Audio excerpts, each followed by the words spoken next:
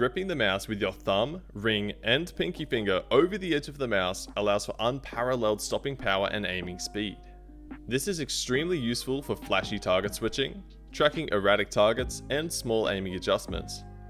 Let's take a look at how to correctly use this technique and why it can be so effective. Okay, so you will need to be using a mouse grip where your fingertips are pressing into your mouse. Check out our optimal mouse grip video in the description for more info on that. If available to you, set the lift-off distance of your mouse to the highest setting. You don't want your mouse missing input when using this technique.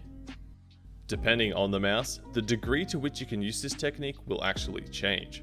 For example, on the G303 Shroud Edition, you can't configure the lift-off distance, so I can only prop up the mouse a small amount before it stops working.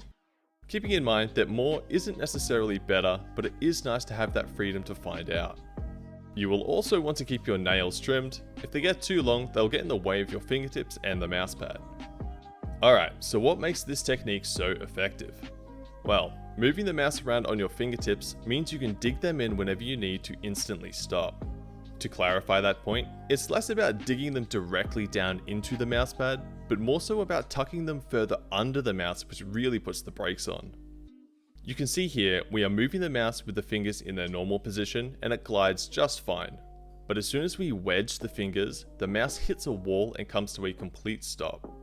Without this technique, your stopping power during a flick or target acquisition relies heavily on the muscles currently moving the mouse to suddenly stop what they're doing and then apply the right amount of force in the opposite direction to come to a quick stop. If that movement in the opposite direction is even slightly too strong where it bounces back, or too weak where you overshoot the mark, your aim can be thrown off from where you intended. Generally speaking, stopping power and speed are typically considered to be trade-offs. To have one, you can't really have the other. This is why higher friction, slower mousepads are usually associated with flicking aim because it grants you more stopping power, while low friction, fast mousepads are associated with tracking aim due to reduced static friction, which makes adjustments and moving the mouse at different speeds easier. This mouse grip technique lets you get the best of both worlds. You get the incredible stopping power of your fingertips, while also being able to choose the speed by adjusting the pressure of your fingertips against the mousepad. Pressing down will slow things down, while pulling up will speed things up. For a practical example, pulling up to increase speed can be great for close range tracking where an enemy is moving very quickly and erratically. This lets you make adjustments faster to keep on target.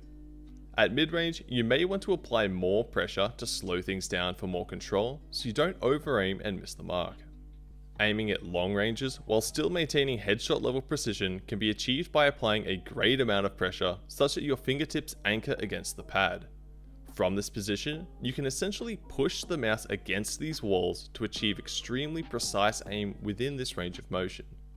And there we have it, an advanced mouse grip technique that puts you in control of the variables and gives you an answer for any situation.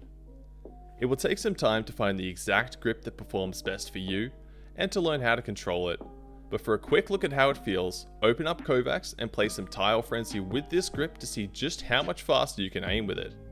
The basic and intermediate playlists are also a great place to experiment with and learn this technique. We hope you found this video helpful. Let us know how you go in the comments below. Subscribe for more content like this, and we'll catch you in the next one.